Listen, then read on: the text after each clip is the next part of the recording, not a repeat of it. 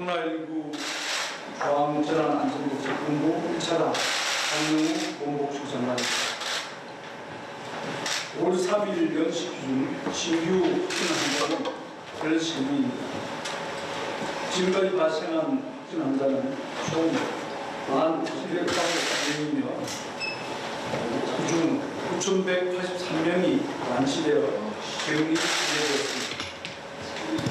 해외 입국자 중 확진 환자는 1,092명입니다.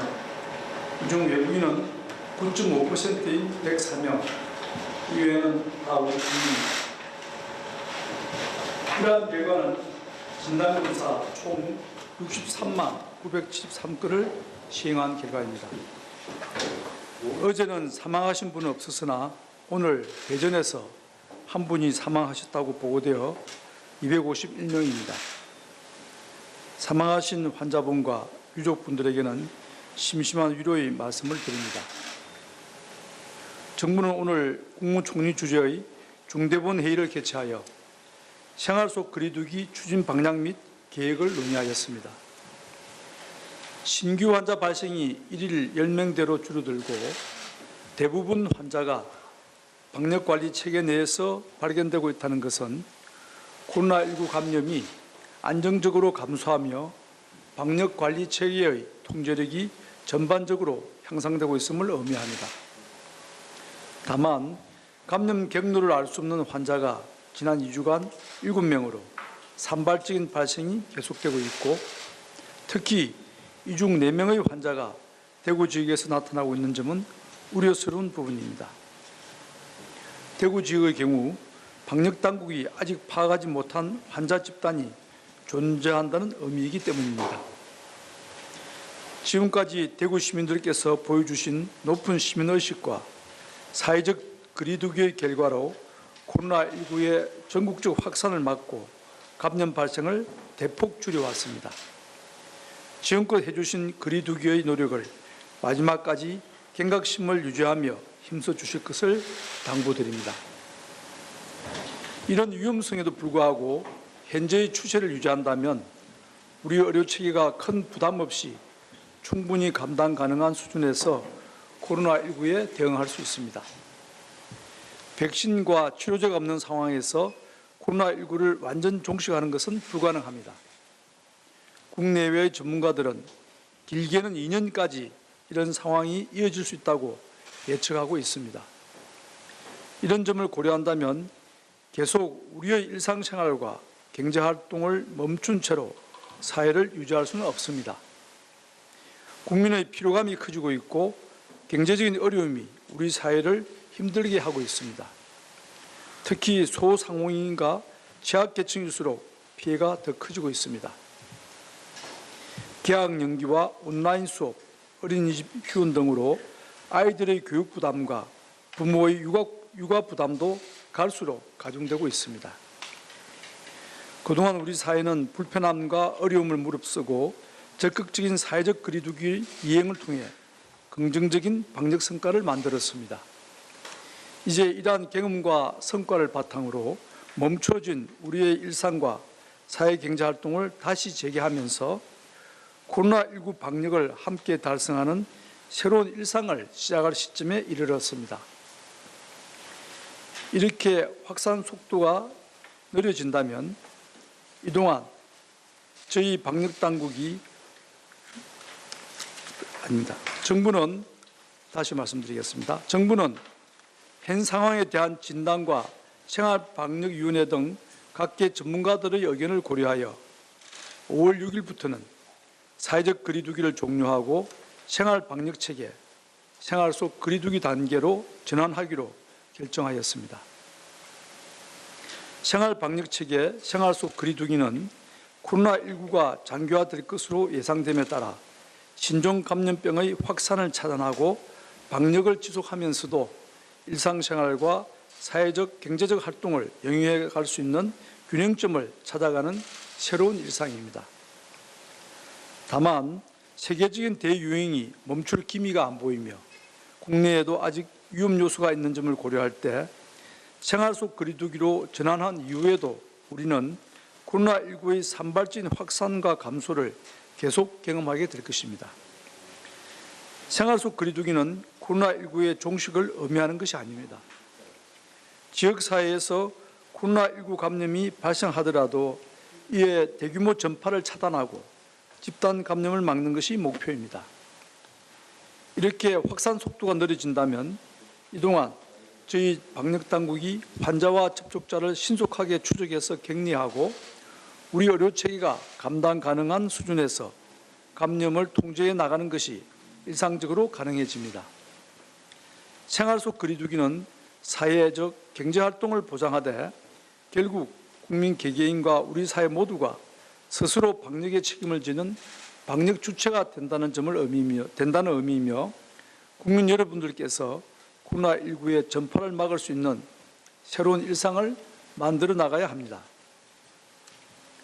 국가 방역 체계도 감염 통제 상황에 따라 생활 속 거리두기와 사회적 거리두기 사이에서 완화와 강화를 반복하며 대응을 할 계획입니다.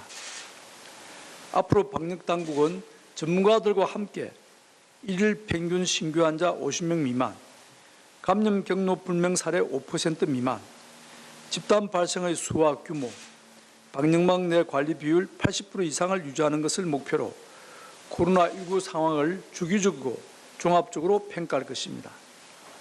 평가 결과에 따라 1단계 생활 속 거리두기, 2단계 사회적 거리두기, 3단계 강화된 사회적 거리두기 등 거리두기 3단계를 적용할 것입니다. 상황이 악화되는 경우 언제든지 다시 강화된 사회적 거리두기로 돌아간다는 점을 유념하시고 생활 속 거리두기를 계속 유지하기 위한 개인과 사회의 노력을 부탁드립니다. 방역당국은 근본 연휴 기간 이후의 환자 발생 추이 등 후속 영향을 엄밀하게 살펴보며 현재의 심각 단계를 유지하고 있는 위기 단계를 조정하는 문제에 대해서도 검토에 착수하겠습니다. 5월 6일부터 시작되는 생활 속 거리두기 단계에서는 방역 수칙을 준수하며 모임과 외출, 행사 등을 원칙적으로 허용하는 체계로 이행하게 됩니다. 운영을 중단하고 있는 공공시설도 모두 방역 지침을 마련하여 단계적으로 운영을 재개하게 됩니다.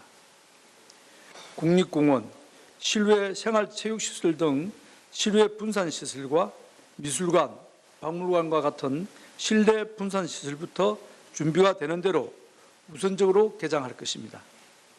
이후에 스포츠 관람시설과 같은 실외 밀집시설과 국공립극장, 공연장, 복주관 같은 실내 밀집시설을 개장하게 됩니다. 학교의 등교 수업과 어린이집 개원 등도 단계적으로 재개할 것입니다. 이 부분은 내일 사회부총리가 별도의 브리핑을 통해 세부적인 계획을 발표할 것입니다. 종교시설과 체육시설, 학원, 유흥시설 등 고위험시설에 대해서는 방역 수칙을 준수하며 운영을 하되 지역의 방역 상황에 따라 지하철 재량으로 운영 자제와 같은 행정명령을 실시하도록 할 계획입니다.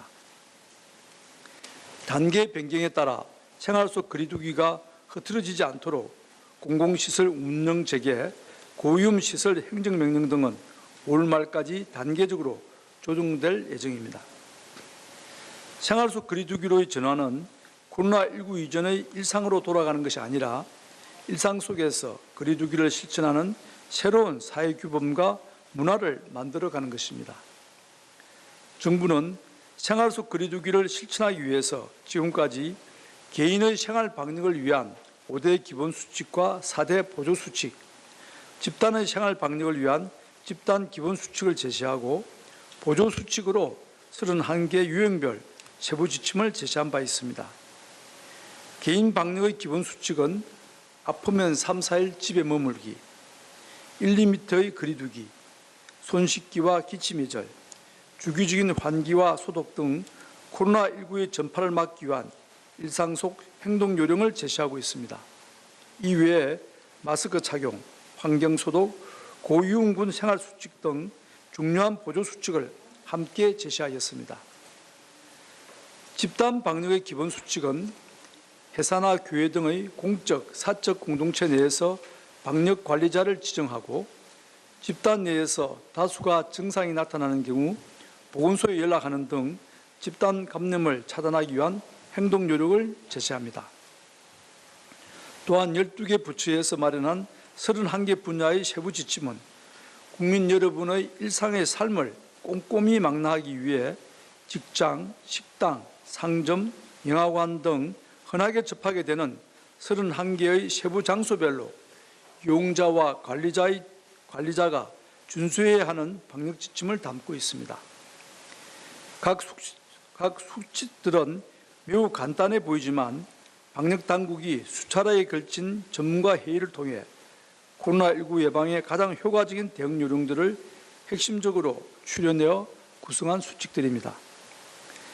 일상에서 실천하기가 쉽지 않으므로 국민 여러분들께서는 각 수칙들을 잘 숙지하시어 일상 속 실천을 위해 노력해 주시기를 부탁드립니다. 특히 국민 여러분의 적극적인 참여와 창의적인 적용이 필수적입니다. 정부가 사람 간의 간격을 1 내지 2m로 유지해야 한다고 설명드렸을 때 국민 여러분들께서 바닥에 1m 간격의 줄서기 테이프를 붙이고 식당에 칸막이를 설치하는 등의 창의적인 실천 방안을 만들어 주신 것이 그 대표적인 예입니다. 지난 총선과 부활절 등 대규모 인구이동과 집단 행사 속에서도 우리 국민들께서는 철저한 생활 방역을 실천하여 추가 감염이 발생하지 않았습니다. 이러한 노력이 계속된다면 우리는 안전한 사회와 활기찬 일상생활이라는 다소 상반된 목표를 충분히 달성할 수 있을 것입니다. 생활 방역 지침은 그동안 각 부처별로 국민 여러분과 관계자들의 의견을 수렴하고 생활방역위원회의 검토를 거쳐 최종 확정한 것입니다. 이후에도 계속 국민들의 의견을 수렴할 것이며 현장 상황에 따라 계속해서 수정, 추가될 것입니다. 다음 주부터 부처별로 이해관계자 간담회, 토론회 등을 계속 개최하며 의견을 수렴해 나가겠습니다. 또한 민간의 이행력을 담보하기 위하여 법적 근거를 마련하고 자율적인 참여 유도를 위한 제도적인 지원책을 발굴하는 노력도 병행할 계획입니다.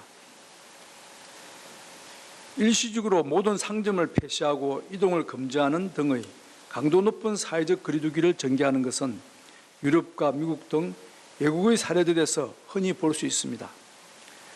그러나 이제 우리 사회가 시도하려는 장기적이고 지속적인 생활 속 거리두기라는 개념은 현대국가의 감염병 대응 역사에 있어서 처음으로 시도하는 매우 낯선 개념의 대응 체계입니다.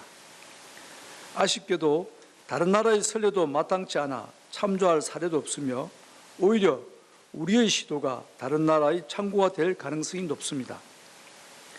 생활 속 거리두기는 우리가 일상적으로 누리던 많은 것들에 제약을 가할 것이며 처음 시도하는 과정에서 여러 시행착오를 겪게 될 가능성도 높습니다. 그러나 정부는 지금까지 보여주신 국민들과 우리 국민들과 의료인들의 힘과 가능성을 굳게 믿습니다. 지난 3개월간 위기의 순간도 있었지만 우리 모두가 함께 노력한 덕분에 점점 더 코로나19로부터 안전한 사회로 나아가고 있습니다. 앞으로도 오랜 기간 우리는 코로나19와 싸워나가야 할 것이나 이제 우리는 한 차례의 큰 싸움을 끝내고 새로운 장으로 진입하고 있습니다. 지금까지처럼 우리가 힘을 합쳐 함께 노력한다면 대한민국은 코로나19를 막아내면서 일상생활과 경제활동을 영위해 나가는 새로운 미래를 달성할 것입니다. 지금까지 수고해 주신 모든 국민 여러분들과 의료진 여러분들께 진심으로 감사의 말씀을 드리며 앞으로도 긴장을 늦추지 않고 모두 함께 힘을 모아 밝은 미래를 만들어가기를 부탁드립니다. 마지막으로 연휴 기간을 맞아 여행을 하고 계시거나 모임을 계획하고 계신 국민 여러분들께서는 코로나19의 위험이 끝나지 않았다는 점을 명심하시고 거리두기와 마스크 착용 등 방역 수칙을 철저히 지켜주실 것을 당부드립니다. 감사합니다.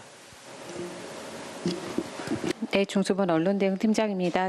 보건복지부 출입기자단에서 보내준 첫 번째 사전 질의입니다.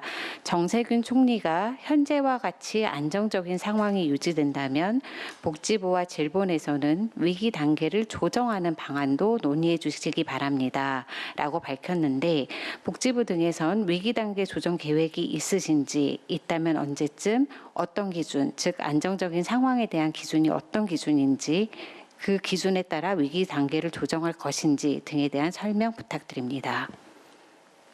예, 오늘 중대본 회의 모두 말씀에서 총리께서 위기 단계 조정 방안에 대해서 논의를 시작할 것을 지시하셨습니다. 저희들 방대본이나 중수본에서는 현재의 그 국내 상황을 좀 더 지켜볼 필요가 있다고 생각합니다. 우선 지난 3일 전이죠. WHO가 4월 30일 코로나19 긴급위원회에서 국제 공중보건 위기 상황을 현 상태 위기 상황을 유지하는 것으로 결정을 했습니다. 그 점도 저희들은 참고를 할 것이고요. 그리고 우리가 자체적으로 지금 내세우고 있는 지표는 감염원이 확인되지 않은 감염 사례가 얼마나 되는지, 또 신규 확진 환자 수가 매일 얼마 정도 나오는지, 그리고 특히 저희도 좀 염두에 두고 있는 것은 4월 말에서 올 초 사이에 있었던 장기간의 연휴 기간 동안에 많은 국민들의 이동이 있었기 때문에 그 국민들의 이동의 결과 과연 새로운 신규 환자가 추가적으로 발생하지 않을 것인지 등을 면밀히 좀 주시를 하고 있습니다. 그래서 연휴 기간이 끝나고 난 뒤, 일정 기간이 끝나고 난 뒤 환자의 발생 상황이라든지 감염 경로를 알 수 없는 신규 확진자의 발생 건수 등을 종합적으로 검토해서 방대본과 그리고 또 전문가들과 긴밀히 상의해서 위기 단계 조정을 검토하도록 그렇게 하겠습니다. 네, 두 번째 질의 드리도록 하겠습니다. 정부가 생활방역 실효성을 높일 방안을 내놓지 않아서 생활방역이 9호에 그친다는 지적도 나오고 있습니다. 예컨대 기업의 출퇴근 시간 조정 등은 자발적으로 실천하기 어렵습니다. 음식 체인점들 가운데 매출과 직결되는 테이블 수 줄이는 방안, 실천할 곳은 손에 꼽을 정도로 적습니다. 실효성을 높일 구체적인 대책이 있는지 여쭤봅니다. 예, 실제 방역 당국이 생각하는 이상적인 거리두기와 어떤 원칙이나 거리하고 우리가 실제 생활에서 그걸 직접 시행해야 되는 소상공인이라든지 또 뭐 식당과 같은 그런 점주들의 경우에는 그 실천하기 힘든 부분도 분명히 있을 겁니다. 그러한 그 말하자면 이상과 현실의 어떤 충돌인데요. 그러나 그것이 어느 한쪽 면을 다 편을 들 수 있는 것은 아니고 우리가 일상생활을 영위하면서도 가능한 방역이 가능할 수 있는 그런 최선의 방안을 찾아가는 것이 생활 속 방역두기의 기본 원칙과 철학이 되겠습니다. 그래서 어떤 경우에 따라서는 2m의 간격을 유지하기 힘든 경우도 분명히 있을 것입니다. 그럴 경우에도 간격 유지에 가름할 수 있는 또는 그에 버금갈 수 있는 적절한 방법이 없을 것인지, 예컨대 칸막이를 한다든지 식당이 비록 2m는 안 되더라도 1m 사이에 칸막이를 둥글해서 뭐 그것이 고정 칸막이도 아닐 수도 있죠. 뭐 종이로 된 임시 칸막이를 하더라도 저 앞에 사람의 비말이 그 앞에 사람에게 튀어가지 않도록 하는 그런 지혜를 발휘할 수도 있을 거라 생각이 됩니다. 우리가 지금 생활 속 방역 체계로 넘어가면서 생활 속 거리두기로 넘어가면서 여러 가지 31개 각 상황별로 세부 지침을 만들었습니다만은 그것은 어디까지나 전문가들이 중지를 모아서 만든 그런 생활 지침입니다. 거리두기인데 일상생활에 적용하면서 그걸 좀 더 수정하고 지속 가능한 방법들이 어떤 것이 있을 것인지는 국민들 여러분들께서 중지를 모아주시고 또 저희들에게 여러 가지 조언을 주시면 탄력적으로 그것을 적용해 나가고 또 변화시켜 나가도록 하겠습니다.